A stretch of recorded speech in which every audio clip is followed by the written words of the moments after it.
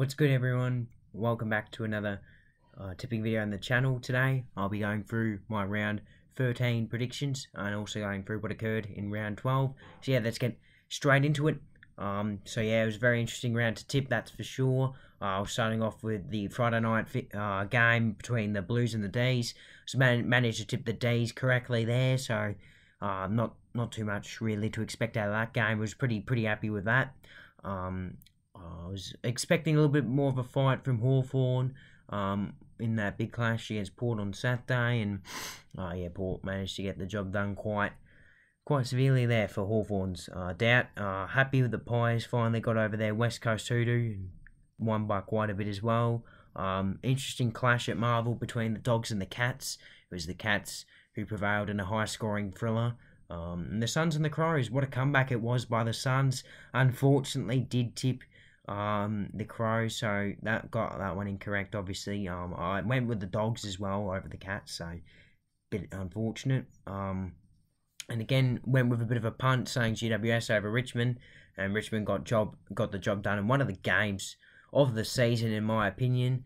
And then another great game, North Melbourne versus Essendon in a high-scoring game. Who would have expected this? Essendon just prevailing in that one. So yeah, got 4 tips correct, which is pretty average, I guess. Obviously Brisbane, Sydney, Freo and St Kilda have their buys. And yeah, I'll go through my big calls. Not the best night, not the best round in terms of big calls, certainly. I predicted Carlton to have 5 more behinds than goals, and they only had 2, so incorrect there. But I was pretty happy with this one. Jeremy Finlayson to get 4 or more goals, and he got that in the first quarter, and really should have kicked more in that game. So yeah, pretty happy with that one. I was also pretty happy to get Allen and Myercheck combined for 6 or more goals. They both kicked 3 each. And in the Dogs and Cats, I predicted the Dogs to kick 4 first quarter goals, and they did in quite a high scoring affair. They kicked 5. And in Gold Coast versus Adelaide, I predicted both teams to kick more behinds than total goals, and that was incorrect. It was kind of close with the Suns kicking 16-16. I can't exactly remember what the Crows got, but I think they kicked more behinds than goals. Richmond versus GWS, I predicted Whitfield and Cornelio. It was originally Kelly, until I realised on the Friday, before the Melbourne-Carlton game, thankfully, that Kelly wasn't playing. When I checked the teams, I realised that Kelly wasn't playing because he's still injured. Completely forgot about that. But yeah, anyways, Whitfield and Cornelio combined for 65 more touches. Didn't really make a difference because it was a fail. And North Melbourne versus Essendon, I predicted Langford to kick 4 more goals, and he did. So, pretty great round for my big calls, 4 out of 7. Yeah, so yeah, I'll definitely take that, that's for sure. But yeah, hopefully I can improve my tips this week. But yeah, let's get straight into round 13. Should be a pretty interesting round to tip as well. We do have more of the bye rounds this time, with Gold Coast and Geelong having the byes. So yeah, it should be interesting. But yeah, starting off with the Thursday night time slot, the first Thursday night game in quite some time, so pretty pumped for this. It's going to be a big clash, that's for sure, at the SCG. Sydney versus St Kilda, 2 teams fresh off their byes. You know, they're going to be pretty fresh for this game, and it's a lot to get excited about, that's for sure. Now, Sydney came in to their bye pretty relaxed with 2 wins over North and Carlton. They weren't amazing, that's for sure, but they were at least going in with some form, unlike the Saints, who dropped a pretty bad game against Hawthorn. They just weren't up in that game. Hunter Clark is going to be out injured for quite some time, so a bit of a blow there. But Sydney do have some returning stars coming back. Dan Rampy, who has not played since round 4. That is a big one for them, and possibly Joel Marty as well to boost their forward line. It's Buddy's 350th. I'm expecting a pretty big turnout. I'm expecting a big game. I think the Saints will challenge. I think the Swans will play their best footy. I reckon we're going to see an absolute cracker.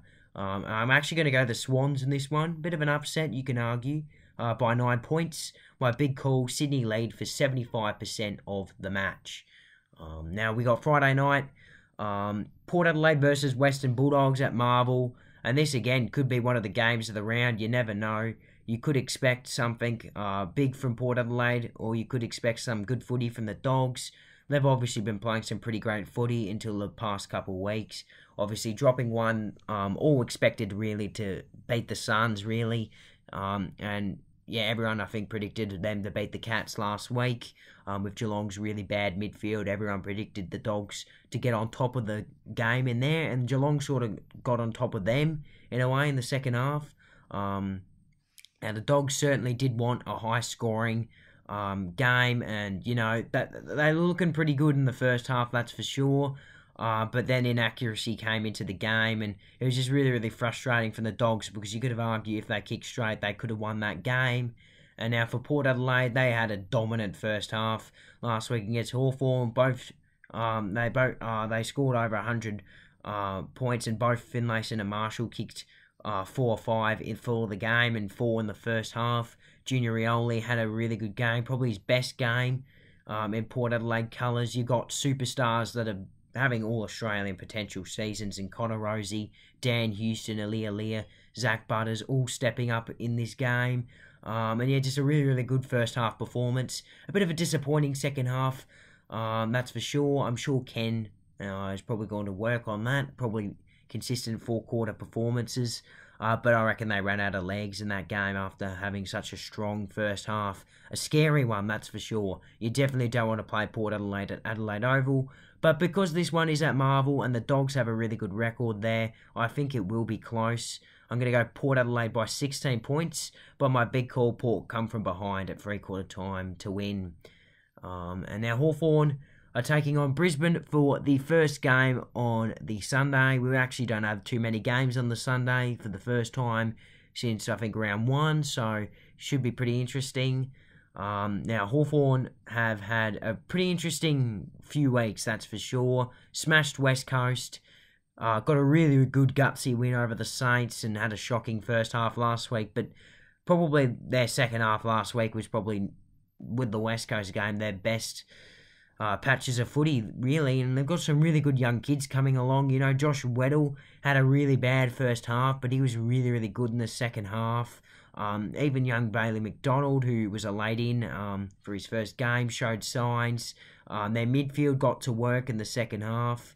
Their defence got smashed in the second half, but it started to get on top in the first half. Luke Bruce, he's just had a fantastic career at Hawthorn, and he's just continuing his good season. Mitch Lewis as well, having a really, really good season.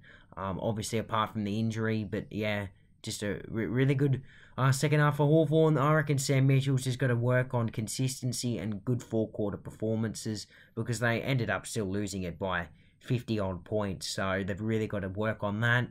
Now, Brisbane had their bye, so they'll come into this game pretty fresh. They were coming off a loss to Adelaide, a game where they were pretty inaccurate, so they'd hope that they'll have their kicking boots on for this one. And yeah, I think it should be a pretty easy game to tip.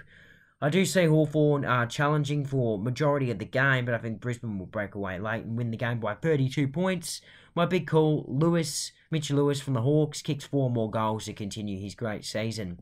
And now, Adelaide versus West Coast is the 4:35 time slot. Going to be an interesting one, this one, and not in a good way. West Coast have had a horrible season, and yeah, from the last 6 weeks, we've clearly seen that they are the worst team. Like, they were pretty, I guess they competed for some of the game last week against Collingwood, but they just ran out of legs with all them injuries. You know, Hewitt got concussed, Hearn did a bit of a hammy.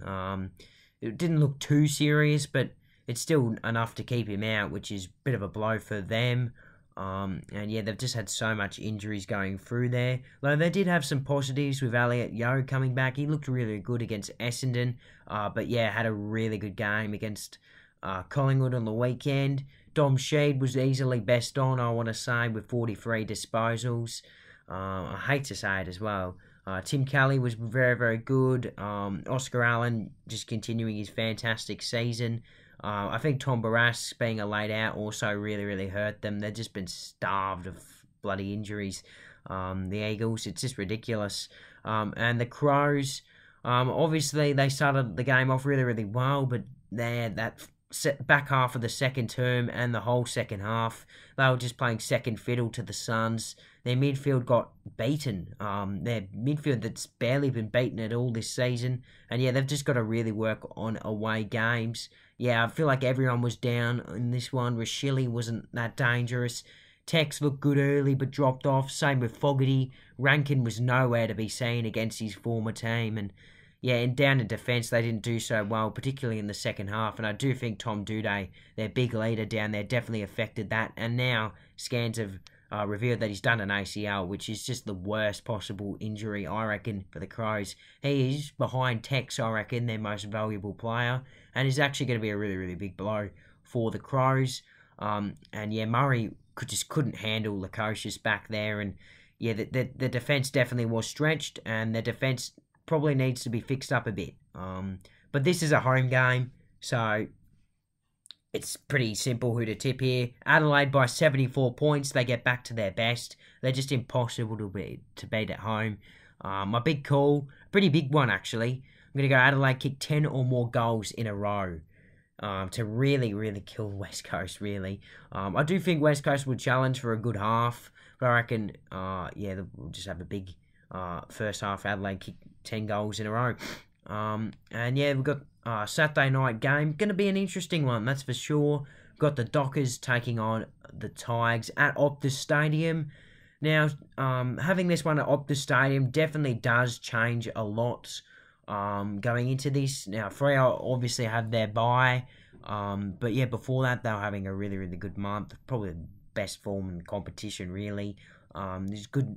Nat 5 seems to be a good luck charm for them. But yeah, maybe 5 plus Freo does equal flag mantle after all. And Luke Jackson, they finally got him into form. You know, their midfield stepped up. Brayshaw and O'Meara are improving by the week. Sarong's had an All-Australian season. Their defence is starting to get better. Every single one of their defenders, I feel, Ryan, Cox, Young, Clark, Pearce, every single one of them looks better in the past month. Obviously, the Sean Darcy blow is definitely going to hurt them, but Luke Jackson's in form, so I do believe that he can handle the ruck for the time being anyways. And you've got the big kahuna, Tracy and Amos, in flying form in the forward line, that's for sure. And Richmond had a pretty impressive, I want to say, win. The first under Andrew McQualter last week against the Giants. Seeming it was away as well, and the Giants have been really, really good side up there in Giant Stadium. So I feel like it was a pretty good win. Obviously, Marlon Pickett clutching with the match-winning goal. In my opinion, it was probably game of the season. Just a sensational one to watch. Yeah, I feel like every single player, except for Shai Bolton, really, was at their best last week for Richmond. And if they can continue to play like that, you never know. They might be able to sneak into maybe the top 8. It's still looking very, very unlikely. And this one is just a must-win for them. But I do see Freo winning it thanks to the home ground advantage by 17 points. My big call, the lead never goes beyond 18 points. I think it'll be a pretty close one. Got a few good close games this round, that's for sure. And I actually reckon the Sunday games are going to be pretty underrated. Starting off with North Melbourne versus GWS down in Tassie. Now, because it is down at Tassie, North do seem to play a little bit worse down there in recent years, especially at Bloodstone.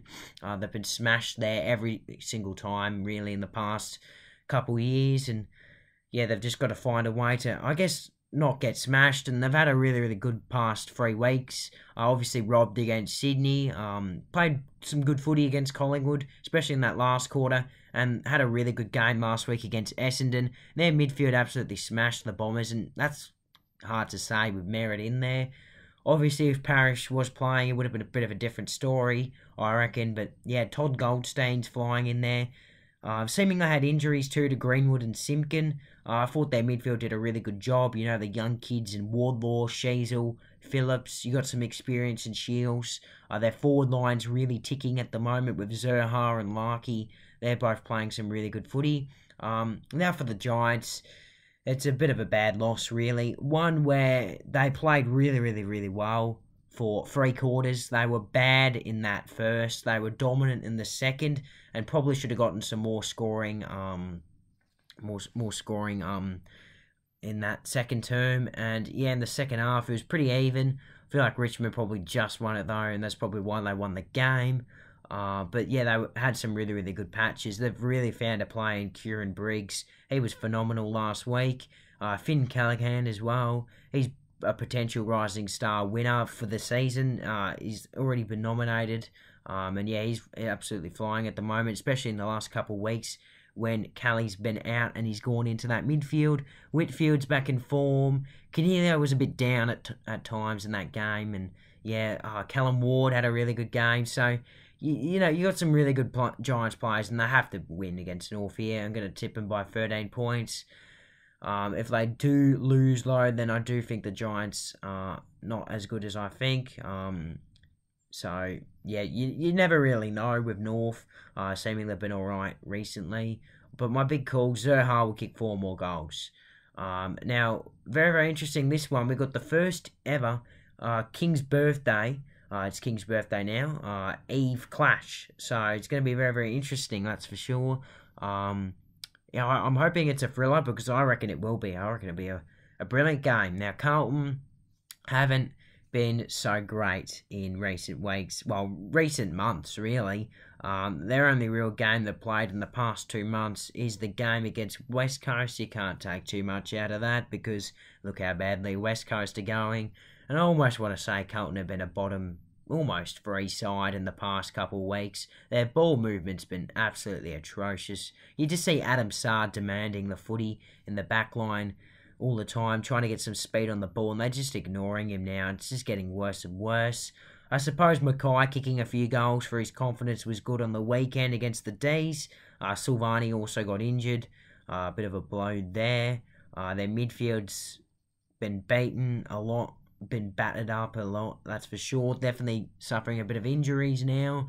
And yeah, look, they've just had a really, really bad season, that's for sure. And finals are definitely gone now, I reckon. And Essendon, look, they've been pretty good. But last week they weren't obviously amazing. Obviously, it was pretty resilient of them to stand up to a really, really good North team and actually come out winners in that game. North played really, really well. And I felt like Essendon, its first quarter definitely was the big part of why they won that game.